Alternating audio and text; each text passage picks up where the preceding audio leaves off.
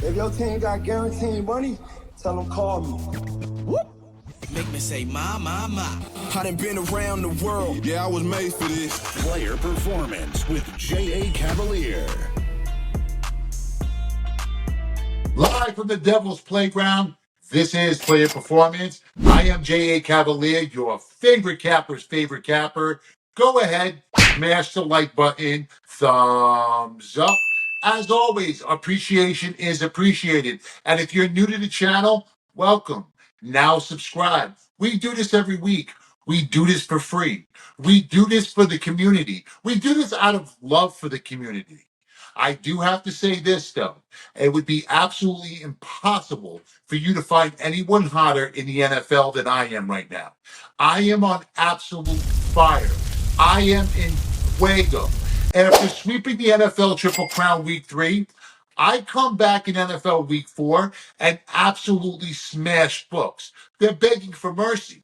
Another NFL Triple Crown sweep. That's 3 of the first 4 weeks. Chicago Bears, money line. Indianapolis Colts, outright. Jacksonville Jaguars, wire-to-wire point spread cover. We also hit those 3 teams in a nice little round robin 3-2 team parlays. And if that wasn't enough, my 2 NFL private plays. Games I personally have 5 figures on. The Cincinnati Bengals first half, easy winner. Baltimore Ravens team total over. They went over in the first half. Came back on Monday night, another 20 dimes. Lions first half, they rolled. Old Faithful, David Montgomery, anytime touchdown. And just for shits and giggles, a nice little 2-leg SGP, Lions and over the posted total. Beating the books in the head to the tune of over 6 figures. I'm not done yet, because I got to say this. I love Week 5. Pick up this week's NFL Triple Crown, link in the description below. So we got a lot to get to this week. I'm going to be joined by Coach Rick Bowe. I'm going to be joined by the prop master, Luke Shuey. I'm going to be joined by Sharky Waters. And I'm going to be joined by Junior Brown, live from the Bet US studios in Costa Rica, the Why Lose team, bringing you all the information needed to beat the books. If you're going to bet, please do so responsibly. We're going to get to NFL Week 5 in just a second. But first, let's recap Week 4 with Tessa Hall. Back it up. One more time. All right, let's see that again. Here's your NFL Week 4 recap. Remember how the Giants picked Daniel Jones over Saquon? They must be enjoying last place. The Panthers still suck, but Andy Dalton might be putting the nail in Bryce Young's coffin.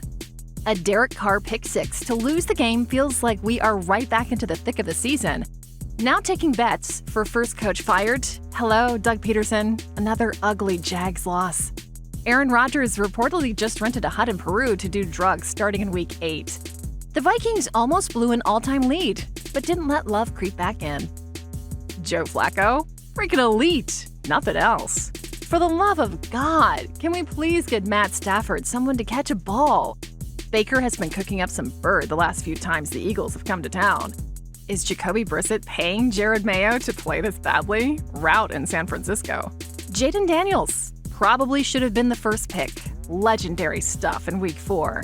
Justin Herbert has confirmed that a lot of other quarterbacks have it better than him. Deshaun Watson must get back into the massage room.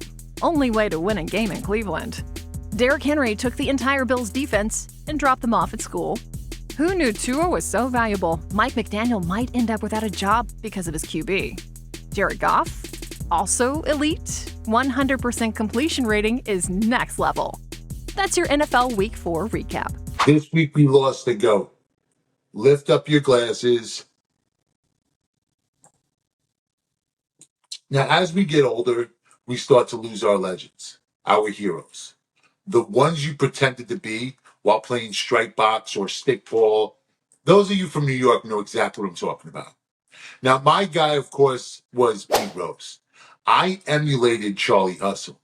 Pete Rose came up in 1963 for his hometown Cincinnati Reds. He won NL Rookie of the Year, 17-time All-Star, NL MVP in 73. Rose was the heart and soul of the Big Red Machine, a team that went on to win 6 NL West titles, 4 NL pennants, 2 World Series. Pete Rose named 1975 World Series MVP, 3 NL batting titles, 2 Gold Gloves. Baseball's all-time hits leader, 4,256 hits. Most singles, most seasons with 200 or more hits, most doubles by a switch hitter. Only player in Major League Baseball history to play at least 500 games at 5 different positions. Now, you ask any true baseball fan, you ask them what their top 5 is, it all starts and ends with Pete Rose. And yet, he will never hear his name called. They say to never meet your heroes, they may let you down. Well, I got to meet mine. I got to meet Pete later in his life in Atlantic City. I wasn't disappointed. Unfairly treated, ridiculed for half his life. So we say, fuck Bud Selig. Fuck Rob Manfred. And the rest of those spineless pushovers. You should be fucking ashamed of yourself. Now, over 60% of MLB parks advertise sports betting in some way, shape, or form. Watch a baseball game. Every third commercial, FanDuel, DraftKings, MGM, Hard Rock. You promote betting, and yet Pete Rose is banned? Grab a can of Chiron. Spray paint his name on the walls of the hall, because one way or the other, Charlie Hustle is getting in.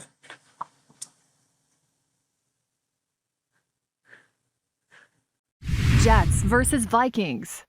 Live from London, the Vikings are laying 2.5. The total here is at 40.5. So this is actually ticked down as far as the total goes. Tickets and money on the Vikings. One of these 2 quarterbacks are in the MVP race, and the other is Aaron Rodgers. It's true. Sam Darnold, best QBR in the game right now. Leading top 5 offense. And I don't see it slowing down. So give me the Minnesota Vikings team total over 21.5. Listen, they just hit this number every game this season, scoring 28, 23, 34, and 31, averaging 29 points a game. That's 4th best in the NFL. Their total DVOA, 45.1%, which is the best in the NFL. The only real offense the Jets have faced so far this season was the San Francisco one. The Niners hung 32 on them. If Will Levis can put up 17, Minnesota should cruise to 21. Vikings over 21.5 in the Sam Darnold revenge game. Panthers versus Bears. Chicago's laying 4.5. The total here is at 41.5. Now the total opened up at 43.5. It's ticked down to 41.5. I cashed a max bet last week on the Chicago Bears, but that was more of a Rams fade.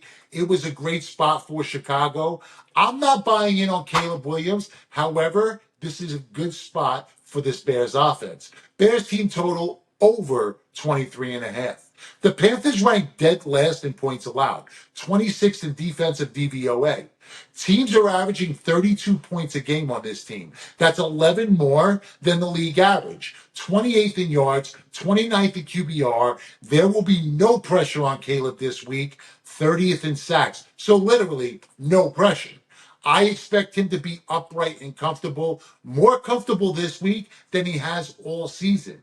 I mean, he looked like a pinball against the Houston Texans.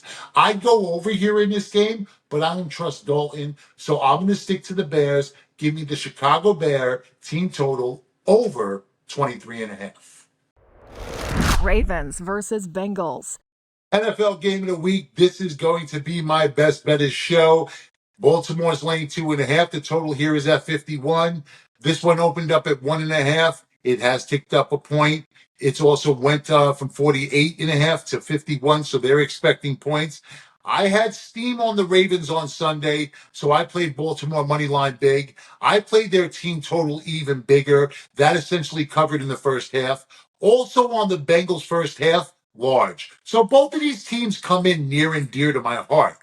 But this is a Bengals spot. Baltimore just smacked Buffalo on national television. So obviously the Baltimore Ravens are back. Yeah, they are. Back to letting down bettors. Their pass defense is still trash. 29th in yards, 30th in completions. Slim Shady is going to have himself a day. Back-to-back 30-point games, third in touchdowns, one pick, sixth in QBR. It's October. You know what that means. It's October. It's Joe Burrow. Joe Burrow owns October. 6-2 against the spread his last 8. And the cherry on top, the Bengals are 19-5-1 against the spread last 25 games against the team coming off an ATS cover. He's been patiently waiting for a track to explode on. In front of you on, your ass will get rolled on. Take the Bengals. Outright, they win this game on the field. Dolphins versus Patriots. That's right. We have the Dolphins Patriots here. And I have this on a very short list. Actually, I think this is just under things I don't give a fuck about, like Drake unfollowing LeBron. I know we have been talking about coaches, right? And coaches on the hot seat. Now, we're not going to call it hot. We don't call it hot here in Miami. We say humid, uncomfortable, sticky, humid. Mike McDaniel under a lot of heat. Supposed to be this offensive genius. No offensive touchdowns in 3 weeks. Is that why you're fading the Fins? I am. And I do want to open the conversation with the New England side because I think this is one of those stinky plays we always talk about where you look at a team which has incredibly low expectations, actually favored against Miami in the division here, and you look at where they're coming in from, New England, that is, back-to-back road games. At the Jets, great defense in the division, just hammered. West Coast travel against the Niners, another blowout. Niners are elite. They had lost 2 straight games coming in. Talk about catching the Niners in the worst possible spot from both sides of that game. And New England actually does have the hardest strength of schedule at this point in the season per DVOA, which is interesting, having played Cincinnati and Seattle as well. But now you come back to where they did cover by a hook against Seattle in their only home game. And in my opinion, Miami right now is the gift that keeps on giving. 0-4 ATS, finding ways to lose games with Tua, remove Tua, Skylar Thompson, ass kicking on the road, remove him, Tyler Huntley. Tennessee, I didn't think they could play football. 31-12 blowout in Miami. If that's what Tennessee can do to you in your home stadium, what can a well-coached Gerard Mayo-led New England team do in New England? And Miami's dominated this matchup over the last 7. This is the first time New England's been favored in a long time. I think you could see some margin in this game, similar to the Tennessee game. Love New England here at the money line point, minus 115 or 120. Now, look, I can't argue that Miami is going to find a difficult path to the end zone, right? But you do realize at some point in the game, Jacoby Brissett's going to get the ball, right? Like, and to win the game, I mean, this could easily be the first team to 10 wins, right? I will make this bet, though. I'm going to bet this. Hey, guys, I'm going out on a limb here. I'm sure this is, probably big odds on this. Miami's going to find their first offensive touchdown in 3 weeks. Miami's going to find the end zone. I don't know how it's going to come. I don't know whether it's going to be a run, pass. I can't say. Miami finds the end zone this week on offense. I wouldn't disagree. I mean, our total is sitting around 36.5, 37. So I don't foresee the Patriots winning this game 36-0. But I would agree. I think we're going to be somewhere in the range of like 21-17 New England. And Tyler Huntley last week really looked useless. And if we're going to even scale back on his career a couple years, wait. Before you say Tyler Huntley looked useless, listen. I'm going to say this, right? And I have to say this. I'm a Dolphins season ticket holder. I didn't go to the game. Sorry. I gave my tickets away. I didn't go to the game. But that's a big ask for any quarterback. And I don't give a fuck if it's Tom Brady. With as smart as Tom Brady and Peyton Manning were, right? To come into this offense and expect to run this Mike McDaniel offense is a huge, huge ask. This isn't an easy offense. So I'm not putting as much on Tyler Huntley as it looked, his performance. I mean, no excuses. His performance was fucking awful. But this is a difficult offense to run with all the movement and all the routes and all these cuts. Like it's just a hard offense to run. I mean, Skylar Thompson's been there for 2 fucking years, and he still doesn't have it down. So you really need a couple weeks under your belt. Now, the disadvantage to Dolphins obviously is going to be they come back in here on a short week, right? So they're going to come in on a short week and now be asked to play a divisional opponent. But the good thing about that is you're being asked to play a divisional opponent that doesn't put up a lot of points. And the Dolphins defensively, are still capable, comparable, right? Yeah, I think so. And again, it's pro football. This is not some, mid-major type of college football where the spread's 48.5 points. It's a pick 'em basically for a reason. It's probably not a blowout. That's why I said 21-17 or thereabouts. But I do think, just on your point, it's going to take a few weeks for Huntley to get comfortable.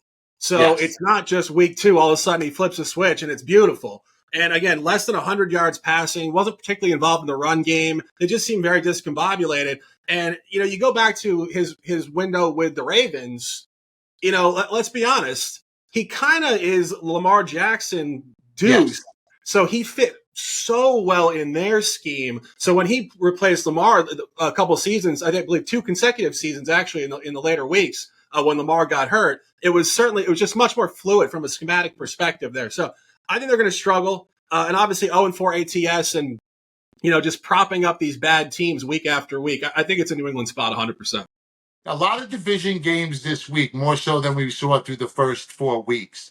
Do you think that there's going to be a lot of tight windows? Division games typically play tighter, right? I know the Vikings were blowing out the Packers early in the game, but then the Packers came back and made a game of it. I think division games play out usually more so to the way the Giants-Cowboys played out. On paper, and the eye test tells you that the Dallas Cowboys are just the better team than New York Giants, right? But still, 1-score game in the fourth quarter, and Giants were in a position where they could have won that game. On Sunday, you have the Saints-Falcons game. Well, 1-score game, could have went either way. The Saints take the lead. The Falcons end up coming back and end up winning the game late. So this week, do you see a lot of low scoring, or do you used to see just a lot of close divisional football? Yeah, absolutely. I was actually surprised to see this many divisional games this early in the year. But, there's a significant cluster this week. I believe at least 6 of these games. And even just going through them from a line perspective, you got Atlanta basically a pick 'em. You got the Ravens laying less than a field goal. You got the Colts Jags at a field goal. You have Denver laying a field goal. So the book's telling us these stories. These are going to be tight games this week. And I think you're going to see a lot of covers on underdogs potentially, but again, by 1 or 2 points. So just a snapshot to NFL football, you can't expect blowouts. And I've watched a lot of shows over the years. I've actually done other shows myself where people would come on there and say, unequivocally, this is a blowout because they're taking the side. And we're willing to tell you this is pro ball. Be patient, be intelligent, but just understand your winners are going to be tight window winners. It's the nature of the sport. Anybody who's promising a blowout is probably diluting themselves first and diluting you guys second. Well, sports bettors are delusional to begin with, right? All right, here is Sharky Waters. He'll be back on the show. He has a couple more games to break down with me. You can find him on ylose.com/Shark. Shark, I'll see you get back here a little bit. Absolutely. J.A. Cavaliers Pro Football Triple Crown. 3 NFL games for this Sunday. 3 straight, 3 two-team parlays, 1 week, $99. His Pro Football Triple Crown must go 3-0 or the entire NFL season is free. J.A. Cavaliers Pro Football Triple Crown. Link in the description below. Click the link now and jump on the money train. Browns versus Commanders. Washington is laying 3.5. The total here is now at 43.5. Everyone loves Washington. Sharps are betting this one up. The squares are betting this one up. Junior, you're expecting points. How are we going to get there? Yeah, I don't want to disrespect Jay and Daniels and say I'm not buying in because you can't deny what you're seeing. He's not just playing well. He looks like one of the best quarterbacks in the league.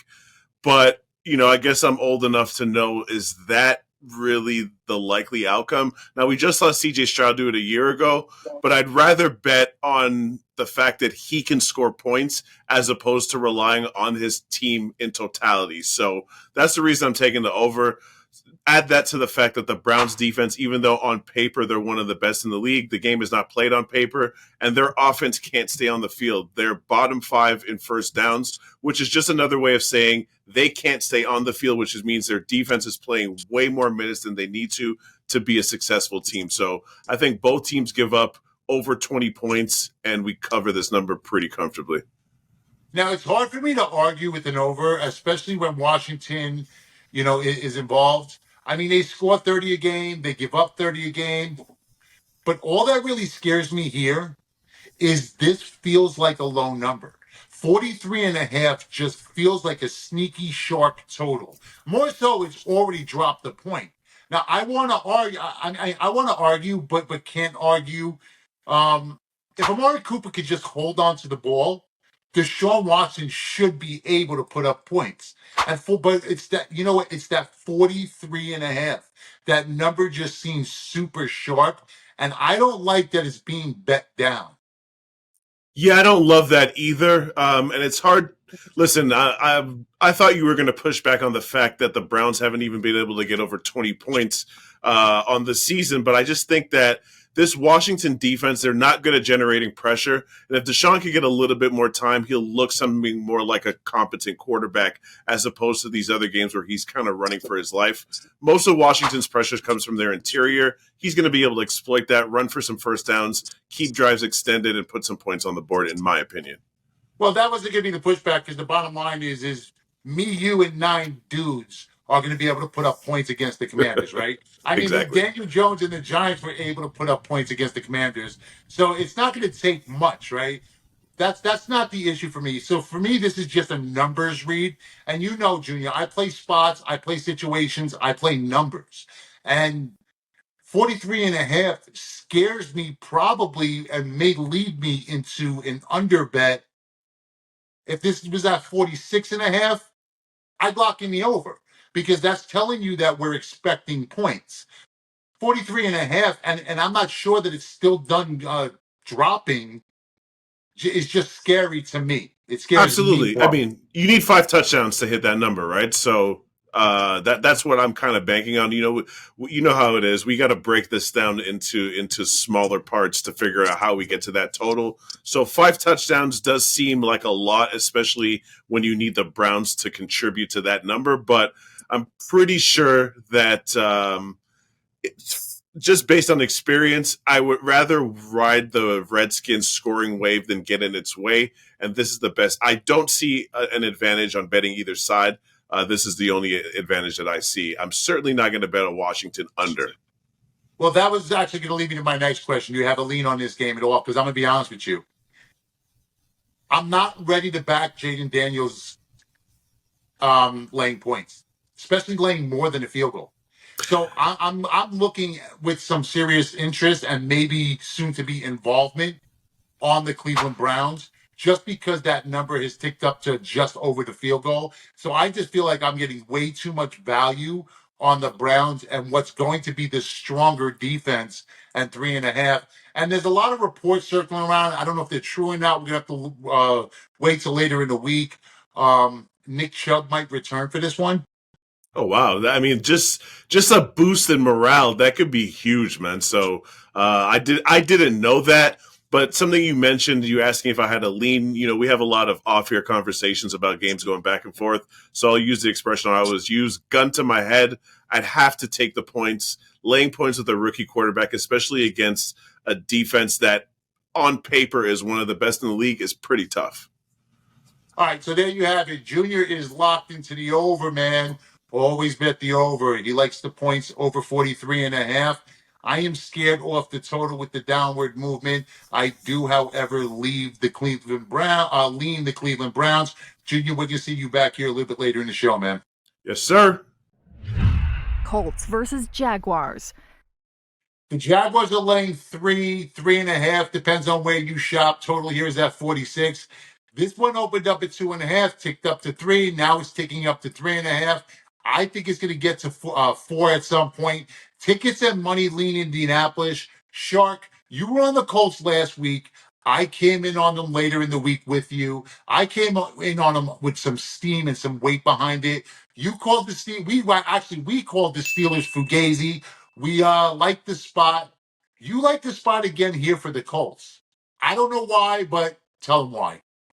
Yeah, when I started looking at this game, I actually found myself initially thinking Jacksonville, natural contrarian, buy low, this and that. But here's where I did deviate from my initial thoughts. Jacksonville is 0-9 the last 9 games started by Trevor Lawrence. In my opinion, if the bounce back was coming, it would have come before they lost 9 in a row. And you really start to look at the psychology of this coach. Doug Peterson is number 1 to get fired in the market right now. His quotes have been abysmal, blaming the players. I think even more importantly, basically saying the coaches have no responsibility to motivate the group. It's all X's and O's with this guy. He doesn't know how to motivate grown men. And I started to go through the calendar. This is actually a game before Jacksonville travels to London for back-to-back games where they have performed great in London in the Trevor Lawrence era, but 0-3 ATS in home games in Jacksonville the week before London. And I think even more importantly, coming off a tight road cover in Houston in the division on Sunday, 1-6 ATS, last 7 with Lawrence, coming home off a road cover. And just briefly on the Indianapolis side on this, we don't know who's going to be the quarterback. Richardson might play. If he plays, he grew up in Gainesville. He's got a lot of great quotes. Family will be in the stands. Joe Flacco, the journeyman, 5-2 ATS last 7. Not as pedestrian as people might think. And this has been eternal domination, it seems like, for Jacksonville against the Colts, going 9-0 against the Colts last 9 in Jacksonville by an average win margin of 16 points per game, but the line shortening up. I actually think Jacksonville might win this game this week. I think there's a ton of really tight outcomes coming in these divisional matchups. I have Jacksonville to actually win this game by 1, but the spread, Indianapolis +3. All right, so I'm going to have to call bullshit. So you're going to have to show me your cards. Look, Colts won last week. Yeah. But check the luck factor. They begged Pittsburgh to backdoor them in that game. Pickens' fumble pretty much cost Pittsburgh the game, and the Steelers had a chance to win the game late, right? They also won largely due to Flacco. Ant Richardson's going to be back under helm this week. 26th in yards, 24th in touchdowns, 21st in QBR, 6 interceptions. He's a massive liability. Last week, the Colts was the spot. It was just the perfect spot for Indianapolis. Not this week. Not on the road. Not against a desperate divisional rival. I don't just like the Jaguars here. I actually love Jacksonville in this spot.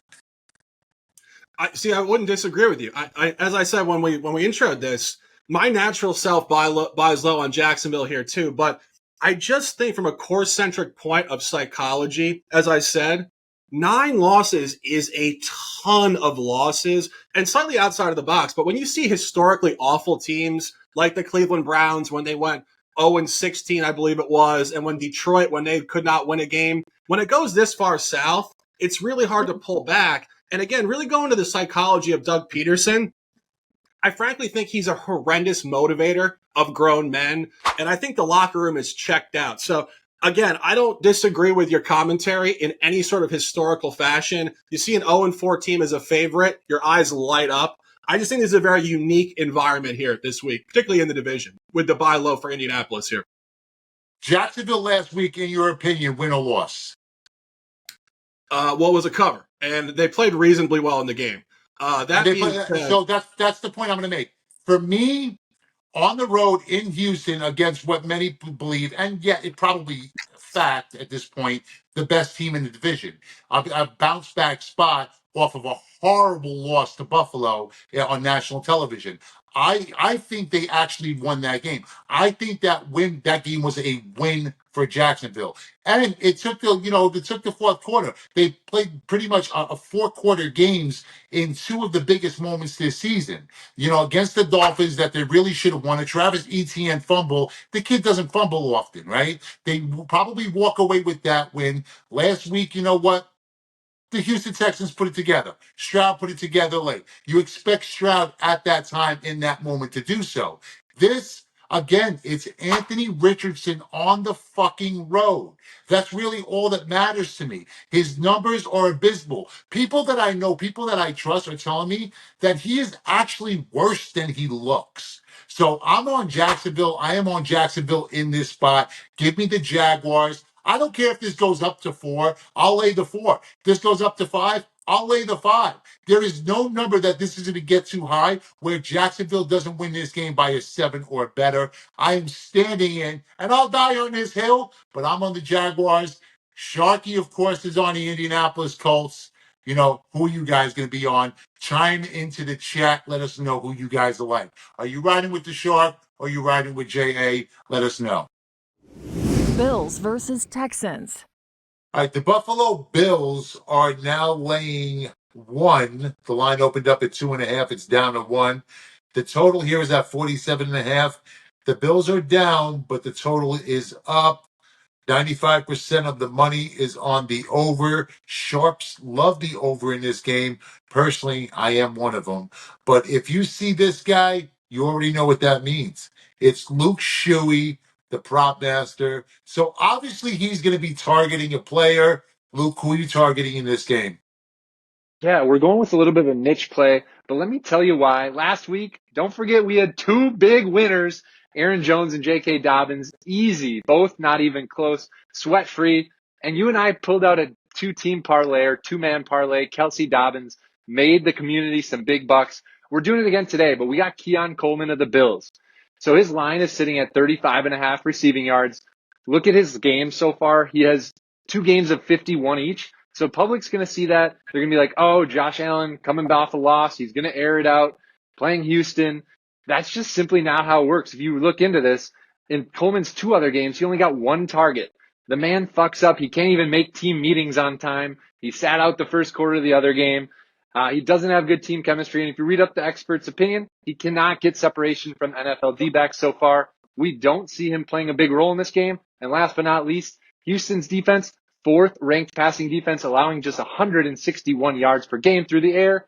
I don't see Coleman getting the targets here. It's going to be the running back and tight end position, and probably Khalil Shakir too. So Keon Coleman, under. You're fading my guy, man. You're fading Keon Coleman. Probably the best rookie receiver, maybe after Marvin Harrison, but I think Coleman's going to end up being a stud. 35 yards could come on one play, though, Luke. I mean, look, listen, this has to scare you a little bit, right? The Bills are coming off such a bad loss, a productionless offensive game. Josh Allen should be expected to come out guns blazing. But he does spread the ball around now a little bit more in this new offense, hitting these tight ends, Kincaid, Knox, a lot of Cook out of the backfield. And then really, what does he do? He goes, Shakir deep, right? So, it's not a terrible play. All I keep doing is getting visions in my head of those bombs to Coleman down the field. So that's what's scary about this play. But we like scary. Listen, we like scary. Scary usually sharp. Scary usually cashes money. Scary usually cashes a lot of this. A lot of this. This is just this week's winnings off of NFL Week 4. So look, we're going to ride it. I'm actually going to ride it with you. I'm going to be a little nervous. I'm going to be sitting there clenching butt cheeks, but I'm going to do it.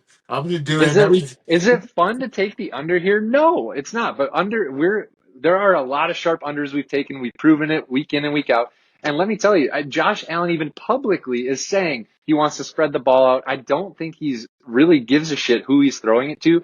And, our lines, our analytics are showing a projection of just 22 yards. I mean, that is still a 36, almost 40% advantage on the line. I'm not passing that up. I'm going to lock that shit in, clench our butt cheeks, and cash this week. Now, do your projections take in a lot? So has he been downgraded because of the lack of production offensively in total from the Bills on Sunday night? Yeah, I think it heavily factors in Houston's pass defense here. I mean, they're playing really well, and yeah, I think the Bills will run a little bit all over them on the ground with Allen and Cook, but through the air they've held their own. I really think that's what's weighing this down. Plus Coleman's lack of targets. He's just not getting targeted the way that you'd expect this rookie receiver to, with the lack of talent around him. And he did have one play that looked like it went pretty much like through his hands that actually would have put this total over. I'm just saying, it was just that one play. That's what scares me. Look, I look, here's the thing for me. I like the over in the game. So naturally, when you like an over in a game, it's hard to get to an under on a player prop, especially for a player that I would project to have some sort of impact on this game, because we all know what the Texans usually do defensively. They look to take that number one man out. Well, in this offense right now, who's the number one guy? It has to be Shakir, because you're not going to really be able to take a running back out of the game, especially in the passing game, right? They're always going to find ways to leak out and run these, little 5-yard dinks and dunks. So they're always going to have their opportunity, at least out of the backfield. And Cook's a good one. And the tight ends is very difficult to take the tight end out of the game because they're working from the middle out or the middle in. So they're going to target one of these receivers and probably target Shakir, which doesn't that open up the field for a guy like Coleman? Hey, I tell you what, Jay, you take the over, I take the under. Let's see what happens. You want the over, you're telling me. Well, I'm taking the over. I'll say that right now. Now, I'm not, look, truth be told, I'm not taking Coleman's over. I'm taking the game over. I'm just expecting a lot of points. And that's more so after watching the Bills defense get a little bit exposed on Sunday night, and the Ravens pretty much being able to do anything they want, which was good for me because I had the Ravens team total for a large number. I like Josh Allen off of a bad loss. I like good coaches and good quarterbacks off of a bad loss. It's always been a spot that I've targeted. And this week, it sets up perfectly because I do believe that the field is going to be open for what Josh Allen wants to do. And the Houston Texans the last couple of years, who have they struggled the most with? They struggle the most with mobile quarterbacks. That's true. That's a good point. So maybe, yeah. But listen, they may lock down Coleman. Look, I know this. You've been cashing tickets week in and week out, right? So when it comes to player props, with the exception of David Montgomery's anytime touchdown, which I just play fucking automatically.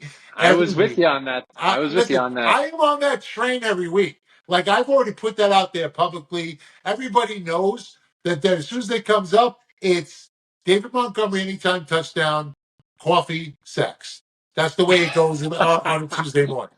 That's the way Tuesday morning goes. And it's nonstop stacked every single week. First thing I do, when I wake up on Tuesday, David Montgomery, anytime touchdown. I know we're not on the Lions game, but I forget. His number's ridiculous. It's 4 for 400% this year. I think it was like 13 to 17 games last year. No. So it was 13. It was 13 of actually 16 games because he missed the game. You're right. After the Bucs game. The Bucs game, he didn't score, and he got hurt in the first quarter of that Bucs game, or we know that's going to cash. So it's just really just wash, rinse, repeat. You don't even have to think about this bet. Over the last 2 years, it's cashed at an 80+% clip. It's just insane. Right. You can't stop betting that. Yeah. Yeah, and Dan Campbell's that coach, and he's just a better version of Jamal Williams, who played the role for Dan Campbell and the Lions the year before Montgomery got there. Yep. And what did he do? I love it. And he led the NFL in touchdowns that year, rushing, didn't he? Oh, yeah. Big time. Yeah. So then, Montgomery, now a better version of that, comes into play. I just keep doing it every week. You just keep paying. And I was actually shocked. Is that going to be is that your two-man parlay here? I'm going Keon Coleman under. They go Monty touchdown again. Well, I can't get on his touchdown now because they just played Monday night, and the Lions don't play this weekend. They have a bye. Oh, oh, you're right. See, God damn, I'm too excited to bet him again. So this is the 1 week that I will not be on the David Montgomery bandwagon. I woke up Tuesday feeling good. Actually, I didn't even think about it. I didn't place that bet this week on Tuesday, right? Tuesday did Coffee feel a little sex, bit off. no Montgomery. I cashed it on Monday, but I wasn't able to bet it on Tuesday. So, Tuesday did feel a little bit off. I started late in my day on Tuesday. I didn't end up getting into the office till like 3:30. That actually makes sense now. No morning sex. Even the coffee wasn't great. Now I fucking know why. Everything was off. Everything was out of line. Fucking things were whack. All right, we're going to bring Luke Shuey back in a little bit later in the show. You can find him on whylose.com, whylose.com/props. Luke, we'll see you back here a little bit later. Actually, you closed the show tonight, a little Sunday night monster. So we'll get in Sunday there. night action. There you go. We'll see you back in the show. Raiders versus Broncos. The Broncos are laying 3. The total here is at 37. Actually, it opened up at 1.5, and then the total jumped up to and total's down now a point. Money and tickets all backing the Raiders. Coach, you're backing the Raiders. Tell them why they should bet the Raiders this week. I mean, it starts with my man, Bo Picks, right? The guy's got 2 straight wins. I mean, he's the man, right? Last week, you know what? He threw for 60 yards, 2.4 yards per attempt. Come on. Really? Why Denver's favored? Sure, the defense is good, but I just don't get it. Anyway, Raiders, 8 straight over Denver, 6-0 ATS in the last 6. When they play in Denver, the Raiders have covered 4 of the last 5. Denver's 0-1 against the spread this season at home, 7-11 against the spread at home since, 22. Even Sean Payton, since 2018, Sean Payton 19-27 against the spread. I can't trust Denver. The Raiders have won and covered 2 of their last 3, and yes, everybody's going to say, oh, but, they got beat by the Panthers. Yeah, that happens any given Sunday, right? Their wins were over Baltimore and Cleveland, though. So, come on. They're not going to have Devontae Adams. Okay, well, he didn't play last week either, and somehow they pulled out a win. I don't like the rookie quarterback favored. And Raiders head coach Antonio Pierce, how about him? 9-3-1 against the spread since he took over as head coach. I think the wrong team's favored. I like the Raiders +3. Now, I'm laying off of this personally. You have one team, yes, coming in fat and happy. Bo Nix beat his idol last week. Another team just quitting on their coach, right? Devontae Adams just took his ball and went home. That's it. Then, of course, the trade request came. I don't trust Bo Nix enough to get to Denver. And the Raiders are just dysfunctional. But if coach likes them, fuck it, I'll tell. We'll say the Raiders in this spot plus the points. But I'm kind of getting the impression that Antonio Pierce may have lost this team. And let's be real, that Raiders win wasn't so impressive. It was more Deshaun Watson. Wasn't it a penalty that took them out of the red zone, or was it a sack that took them out of the red zone when as Cleveland was going in? But that's, of course, another dysfunctional franchise right now. I don't really like either of the quarterbacks in this game, but you know what they say, right? When in doubt, take the points. Amen. Love it. Are you a bigger player working with a larger bankroll, looking to take this to the next level? Well, I have the one game for you in week 5, one game that I personally have 20,000 in action on. I had 20,000 on the Cincinnati Bengals last week, first half. Easy winner. I came back Sunday night with another 20,000. Baltimore Ravens team total over, and that was pretty much over in the first half. We came right back on Monday night with the Detroit Lions in the first half, and they rolled in the first half. Well, I have another one for this Sunday. You want to find out how to get it? Here's how. gonna do now? Keep rolling, keep rolling. Cardinals versus 49ers. The 49ers are laying 7.5. The total here is at 49. No CMC, no problem. Jordan Mason leads the league in rushing. The line is ticking down. Groups I respect are on opposite sides of this game. Sharky, what side are you on? Taking the Cardinals on the road at plus 7.5. And, Jay, you said it. A lot to dispute in this game. The Niners have dominated this team in recent history. Just blowouts the last 3 seasons, over 20 points per game. But as you said, the line cratering down at 7.5, where prior it was 15.5, 14.5, 12.5. I think it's telling you a buy low on Jonathan Gannon and these Cardinals off an abysmal, incomprehensible performance against Jaden Daniels on Sunday in Arizona. But I was going through those games. That was their 3rd consecutive home game. They played a huge one against the Rams, 41-10 blowout. Came back against Detroit, could have won that game. Real sketchy penalty call to remove a pick 6. And this is where Kyler Murray plays his best ball in his career, on the road. San Francisco's in a funky spot. Look ahead, short week in Seattle on Thursday night. I think Arizona keeps this one inside of 7 points. Buy this one with the hook, plus 7.5. Now, I'm not fading you, but I'm not tailing either, right? Now, I'm going to take the Niners in either a teaser or a money line parlay. But I want buy and I want tickets on some sort of San Francisco in this spot. I'm not laying the points. I just don't see the Niners losing this game. Everything San Francisco does starts with some sort of the run, whether it's a Debo end around or it's to a running back, a guy like Mason. It's a dream matchup here.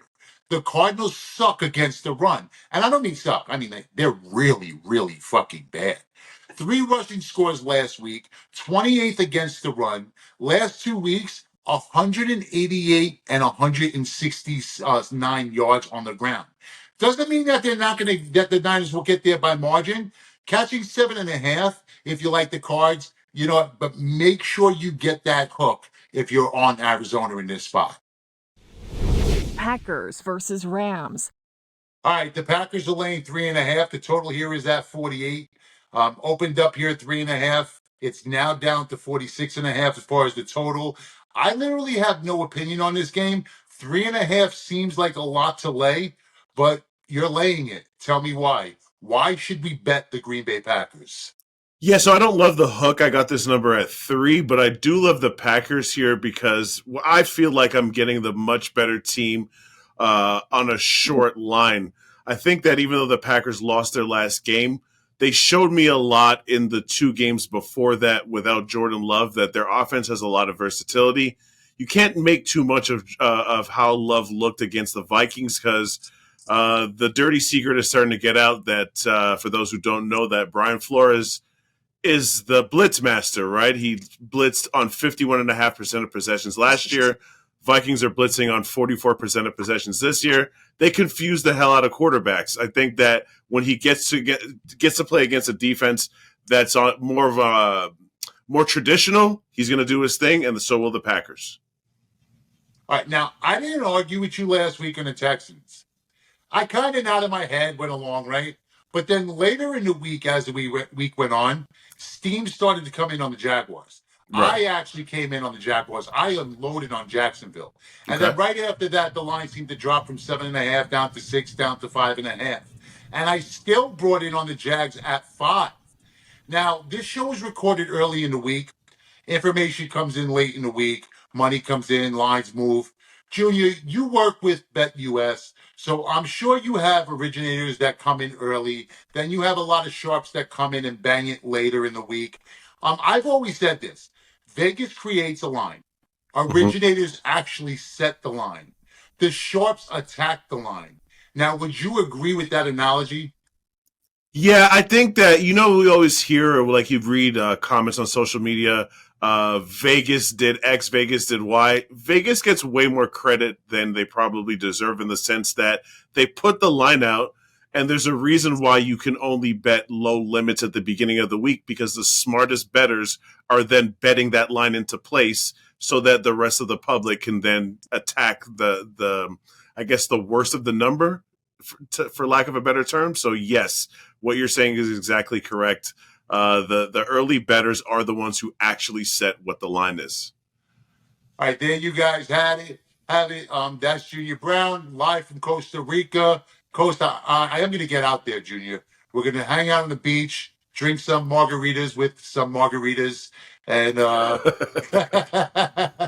take in the sights, if you will. All right, you guys can find him here at Wiley's.com, at Wiley's.com/JR.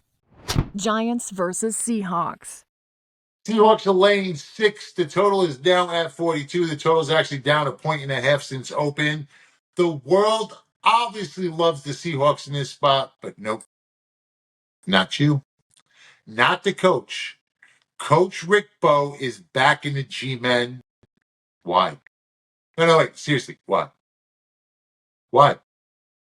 Hey, look, here's the deal, right? Seattle got exposed last week, came to Detroit Rock City. Lions ripped them a new hole. But here, let me preface this. The Giants have a little bit of a rest advantage, right? And the Seahawks, they're going to play Sunday, and then they got to turn around. They got to play Thursday night. So I think it's a little bit of a tough spot for Seattle. They're coming off a game that they didn't cover. They're 1-2-1 against the spread this season. Geno Smith, right? Everybody loves Geno. The offense, they've made it easier for Geno, and he's tearing it up, right? Well, as a favorite, Geno Smith, 11-16-2 against the spread. Giants have covered in each of the last 2 weeks. 2 weeks ago, they covered at Cleveland. They were 6.5-point underdogs. And by now, everybody should know that dogs of 6 points or more have covered 14 of 17 games. They're 14-2-1 against the spread through the first 4 weeks of the season. And I'm going to add this in there. Under head coach Brian Daboll, after a straight-up loss, Giants 14-6 against the spread. After a straight-up loss, 11-5 against the spread when they're the underdog, and 9-2 against the spread after a straight-up loss when they are an underdog of 3 or more. Okay, some of our why lose personnel is going to like this one. Giants +6. Now, I'm not official on the Seahawks. I may actually take the Seahawks in a moneyline parlay. I may actually even put them in with another game that we'll talk about on the show later on.